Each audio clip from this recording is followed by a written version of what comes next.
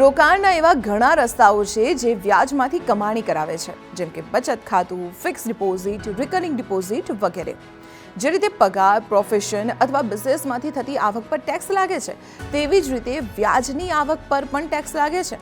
જો કે વ્યાજની આવક પર ડિડક્શન ક્લેમ કરી શકાય છે, પણ શરત એટલી કે તમે તેના માટે લાયક હોવા જોઈએ. વ્યાજની આવકના કિસ્સામાં સામાન્ય વ્યક્તિની સરખામણીમાં વરિષ્ઠ નાગરિકો એટલે કે 60 વર્ષ કે તેથી વધુ ઉંમરના લોકોને વધુ લાભ છે. આવું સમજીએ કે તમારું રોકાણ ટેક્સ ડિડક્શન માટે પાત્ર છે કે નહીં અને તેનાથી તમને કેટલો લાભ મળી શકે છે.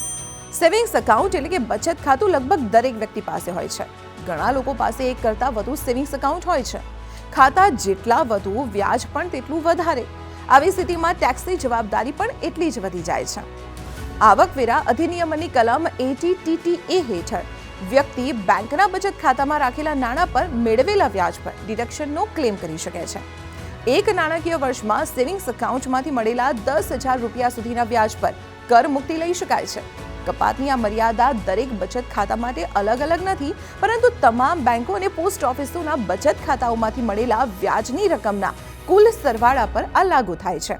આ કપાત 60 વર્ષથી ઓછી ઉંમરના લોકો અને HUF એટલે કે હિન્દુ અવિભક્ત કુટુંબ માટે છે. સેક્શન 80TTA માં ટાઈમ ડિપોઝિટ એટલે કે FD અને RD કવર નથી થતી.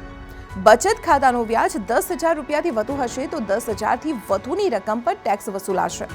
કરદાતાએ એક નાણાકીય વર્ષમાં તમામ બચત ખાતાઓમાંથી મળેલી વ્યાજની રકમ ઇન્કમ ફ્રોમ અધર સોર્સિસમાં દર્શાવવી પડશે.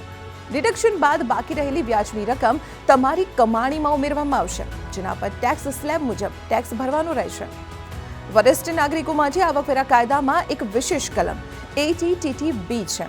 કલમ 80TTB હેઠળ વરિષ્ઠ નાગરિકો બચત, ફિક્સ ડિપોઝિટ અને રિકરિંગ ડિપોઝિટ ખાતામાં થાપણો પર મેળવેલા વ્યાજ પર 50,000 રૂપિયા સુધીના ડિડક્શનનો ક્લેમ કરી શકે છે. આનો અર્થ એ છે કે વરિષ્ઠ નાગરિકની 50,000 રૂપિયા સુધીની વ્યાજની આવક કરવેરાના વ્યાપમાંથી બહાર રહે છે.